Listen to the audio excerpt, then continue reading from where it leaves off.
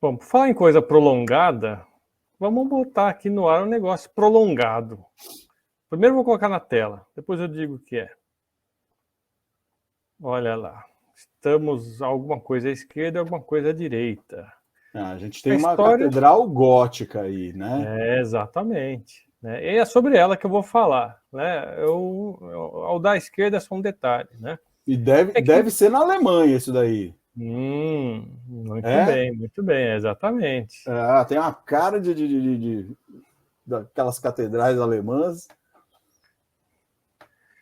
Pois é.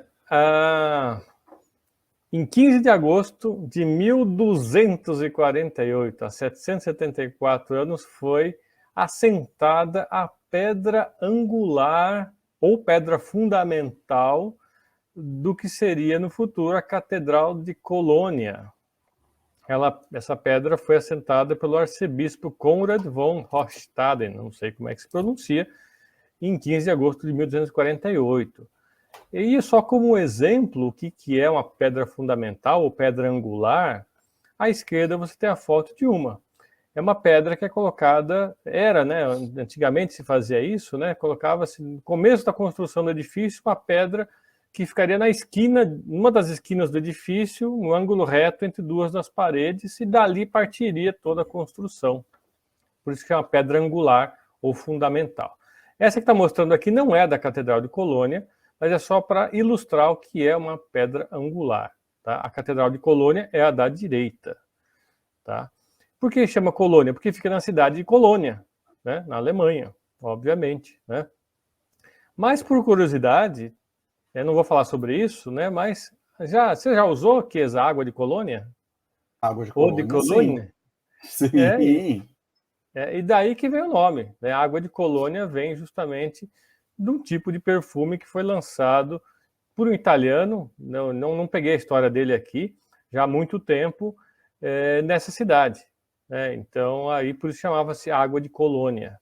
Não tem a ver com a catedral, tem a ver com a cidade. E aí pegou o nome Água de Colônia e todo mundo conhece como um perfume, mas o nome desse tipo de perfume, Água de Colônia, é por causa da cidade de Colônia. Mas vamos falar sobre a catedral. Né? Ela começou a ser construída em 1248, e o propósito dessa catedral seria abrigar as relíquias dos três reis magos, né, que tinham sido adquiridas em 1164 pelo arcebispo Reinaldo de Dassel. Então diziam que tinha realmente pedaços de ossos dos três reis magos, aqueles lá que foram lá dar os presentes para Jesus quando ele nasceu, né? Dizem que tem relíquias deles, pedaços de ossos dos corpos deles, e na época a ideia era construir uma catedral magnífica para abrigar o relicário, né, onde o baú onde ia ficar essas relíquias aí, que eu vou colocar na tela aqui, é esse baú aqui, né? Onde estão supostamente parte aí dos três reis magos. E a ideia era utilizar a arquitetura gótica nessa catedral. E o estilo gótico ele estava em moda na época, aí no século XIII. E ela estava começando na França ali e foi usado como uma base a Catedral de Nossa Senhora de Amiens, lá na França, que começou a ser construída alguns anos antes, em 1220. Levou mais ou menos 50 anos para ser feita essa Catedral de Amiens, de 1220 a 1270, e usaram o estilo utilizado nessa catedral. Agora, como curiosidade, na época não se chamava estilo gótico, tá? Esse estilo não era conhecido como gótico naquela época. Esse estilo foi se chamar gótico de uma maneira, na verdade, pejorativa, lá pelo século XVII, mais ou menos, né? Quando, com a Renascença, o pessoal teve um retorno à arquitetura clássica e alguns autores, ali, alguns arquitetos, eles começaram a achar retrospectivamente essa arquitetura do século XIII horrível, né? Com pontas, né?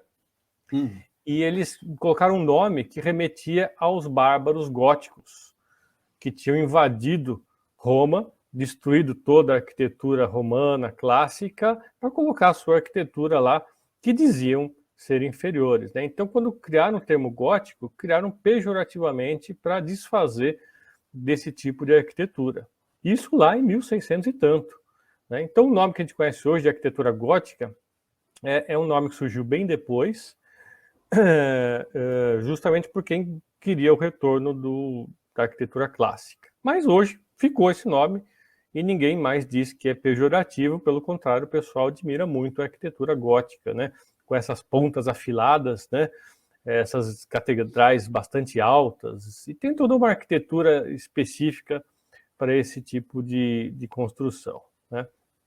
Putz, Bom, se eles não gostavam do gótico no século XVIII, XVII, XVIII aí, imagina o barroco, coitado, né? Que vem então, com muito mais informação. Vem... Pois é, né? Bom, mas ela parou. Em 1473, já 200 anos depois do início, já parou. Né? Parou, ficou intermitente por algumas décadas, mas no século XVI parou totalmente a construção.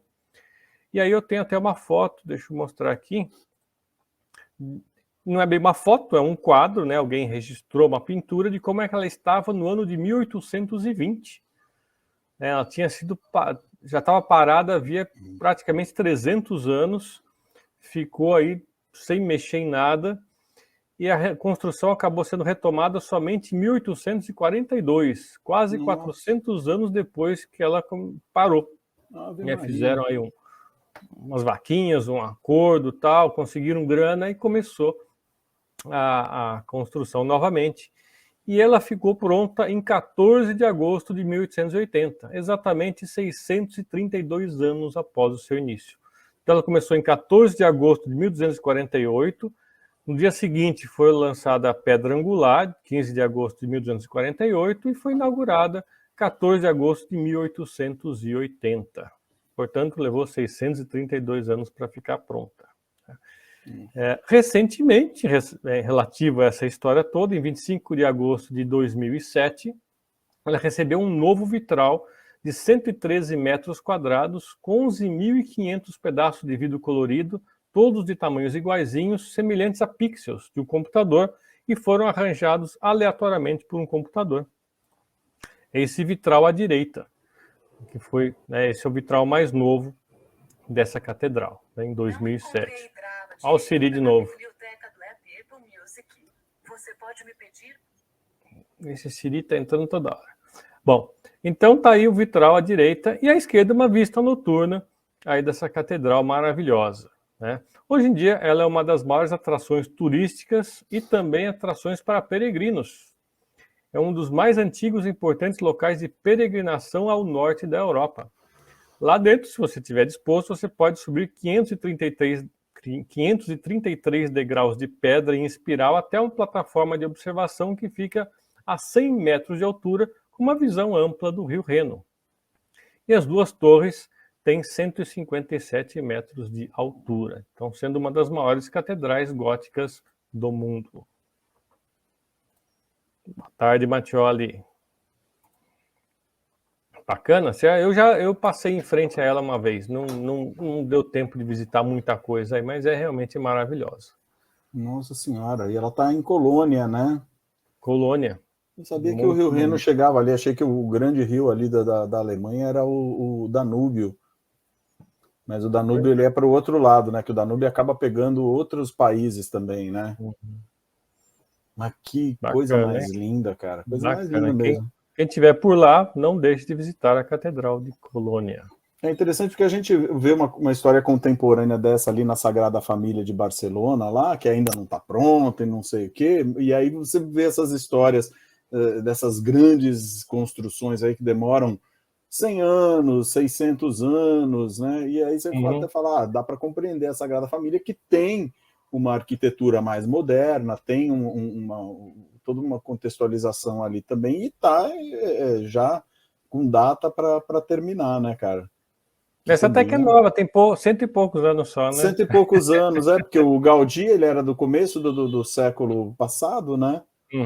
Pois é, essa daqui só levou 6 séculos para ficar pronta, né? E por outro lado, você vê as pirâmides que os caras construíam em 20 anos, 30 anos, né? Agora, aquela piadinha besta, toda a água que você vê aí é água de Colônia. Tem uma piada mais besta, já que você falou dos magos. Você sabe por que Jesus não nasceu no Brasil? Não. Porque eles não encontraram uma virgem e 3 sábios. Meu Deus do céu. Ai, ai.